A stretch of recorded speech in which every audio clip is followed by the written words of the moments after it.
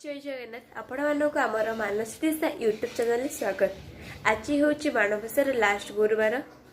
आसन देखा आम घर क्यों प्रकार झुंटी पड़ी एवं आज आम घर कौन खाइबा होई आसतु आपण मान सहित मुझे सेयार करुच्चे। बर्तमान झुंटी सब कटा झुंटी पूजा सरी झुंटी कटा घट बसी तुलसी चौर पूजा सरिला कटाई झुंटी कटाई झुंटी आम ठाकुर पूजा बर्तन सरीगला। माँ लक्ष्मी को पूजा कर दि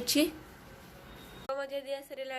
आम कृष्णा बसी भोग दि सरला पानी दि सरी घट बस देखि पारे बर्तमान केते सुंदर भाव में पूजा होता। मटर तरकारी एटी पूरी एटी बुंदिया होती आमर गुरुवार स्पेशल मो ब्लॉग टी एंड कर आशा करते आपन को भल लगी निश्चित भाव